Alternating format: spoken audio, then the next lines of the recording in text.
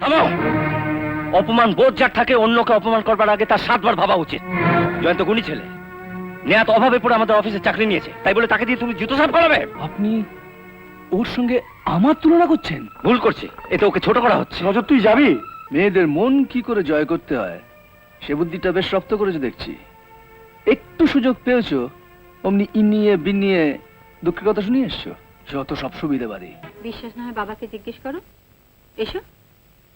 আমরা ওকে বলেছিলাম চাকরিটা ছেড়ে দিতে, কিন্তু ওই বলল মায়ের চিকিৎসার জন্য চাকরি ছাড়া চলবে না, তাই না বাবা? হ্যাঁ, আমি তো প্রথমে ভেবেছিলাম যে ওই চাকরি করা উচিত হবে না, তারপরে ভেবে দেখলাম যে ও তো লেখাপড়া বেশি শেখেনি যে ভালো চাকরি পাবে, তা গানটাই ভালো করে শিখুক না, তারপর না হয়।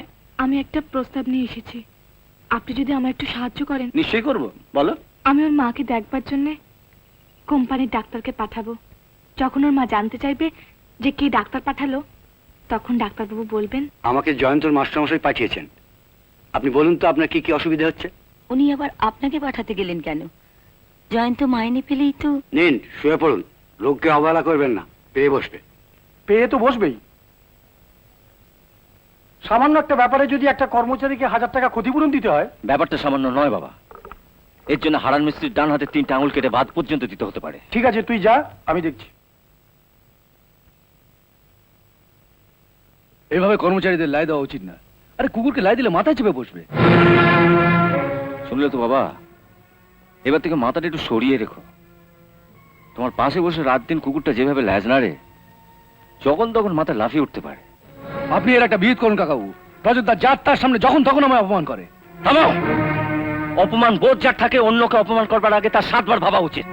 জয়ন্ত গুণী ছেলে, নেহাত অভাবে পড়ে আমাদের অফিসে চাকরি নিয়েছে, তাই বলে তাকে দিয়ে তুমি জুতো সাফ করাবে? রজত, তাহলে কি আপনি বলতে চান যাকে আমি চাকরি দিয়েছি সেই বেয়ার আগে আমার পাশে বসে চা আমলেট খাওয়াবো? তোমার তো তফাৎ কি? হ্যাঁ, তুমি যেরকম ওকে চাকরি দিয়েছো, আমরা তোমাকে চাকরি দিয়েছি। তোমাকে যদি আমরা ডাইনিং টেবিলে বসে লুচি আর মাংস খাওয়াতে পারি, তা তুমি বা পারবে না কেন? আপনি ওর সঙ্গে আমার তুলনা করছেন? ভুল করছে, এতে ওকে ছোট করা হচ্ছে। রজত, তুই যাবি? তোর জন্য আমার ব্যবসা সংসার সব যেতে বসেছে। এখনো যায়নি, তবে খুব শিগগির যাবে। আচ্ছা বাবা, রূপার জন্য তুমি আর পাত্র খুঁজে পেলে না? এরকম একটা চামার ধরে আনলে?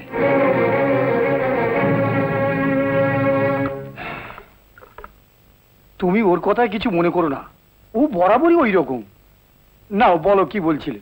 বলছিলাম কি, যখন বাবুর চিকিৎসার জন্য এত টাকা দরকার, তখন মার চিকিৎসার জন্য এত টাকা খরচ করে বড় ডাক্তার, ওষুধপত্র এসব পাঠাবার কি দরকার ছিল মাস্টারমশাই? আমি কিছু করিনি, করেছে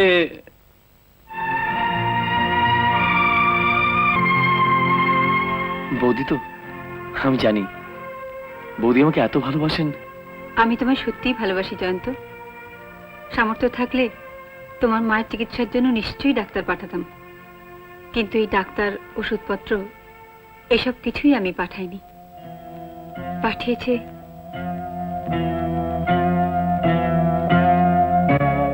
কে পাঠিয়েছে? রূপা। রূপা ডাক্তার পাঠিয়েছে? দেখুন না, ডাক্তারবাবুর বিলে তো ওনারই সই রয়েছে, ভিজিট আর ওষুধপত্র বাবদ। তা বেয়ারার জন্য ভাই বোনের দরদ যেন তো মুতলে উঠেছে।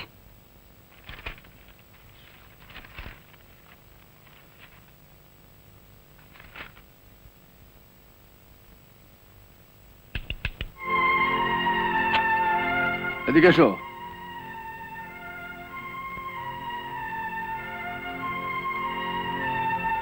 সেদিন যখন আমার বাড়িতে জুতোটা আনতে গেছিলে, তোমার মায়ের অসুখের ব্যাপারে রূপাকে কি বলেছিলে? উনি আমায় বলেছিলেন চাকরিটা ছেড়ে দিতে। আমি বলেছিলাম চাকরি ছাড়লে মায়ের চিকিৎসা করাতে পারবো না। বাহ, মেয়েদের মন কি করে জয় করতে হয় সে বুদ্ধিটা বেশ রপ্ত করেছো দেখছি। একটু সুযোগ পেয়েছো অমনি ইনিয়ে বিনিয়ে দুঃখের কথা শুনিয়ে এসছো। যত সব সুবিধাবাদী। এনা ডাক্তারের বিল। শুনে রাখো, তোমার মাইনে থেকে টাকাটা কেটে নেওয়া হবে। এই বিলের টাকাটা ডাক্তারবাবুকে দিয়ে দেবেন, ওর মাইনে থেকে টাকাটা বাদ দেবেন।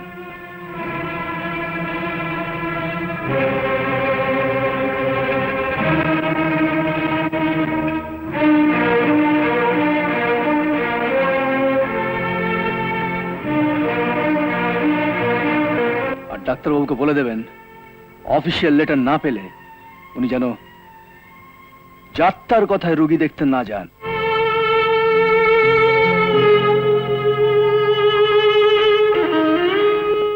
চলি স্যার।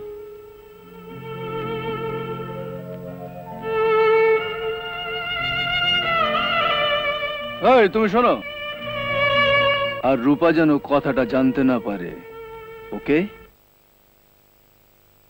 জয়ন্ত, শোনো।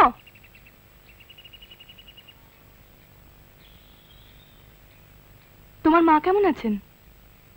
দয়া করে যে ডাক্তারকে পাঠিয়েছিলেন তার কাছ থেকে জেনে নেবেন।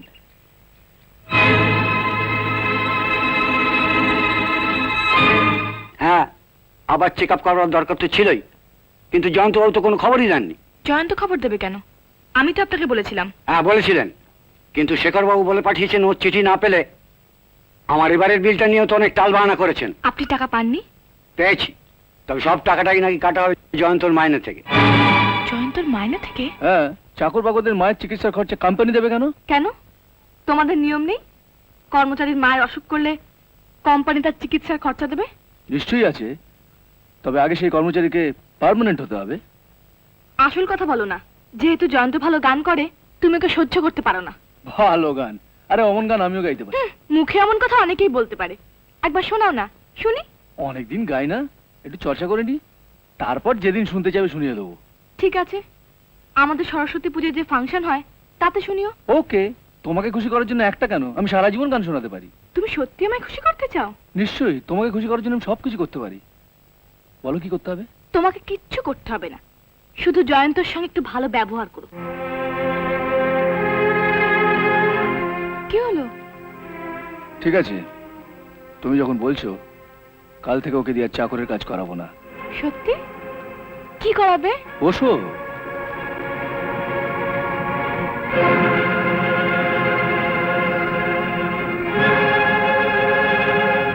কি হলো, বসো। আজ থেকে আর তোমার বেয়ারার কাজ করতে হবে না। কি করব? আরে বসো না বলছি, বসো।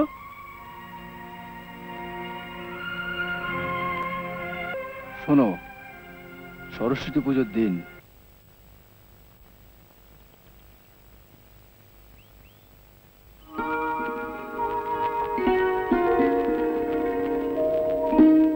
আপনারা? শোনো জয়ন্ত, পরশু সরস্বতী পুজো। তুমি তো জানো যে প্রত্যেকবার আমি একটা ফাংশন করি, এবারও করছি। তোমায় কিন্তু গান গাইতে হবে। গান? আমি তো গান গাইতে পারবো না। পারবে না? না, কারণ সেদিন আমাকে একটা জরুরি কাজে কলকাতা যেতে হবে। ঠিক আছে, ও না গাক, দাদা তো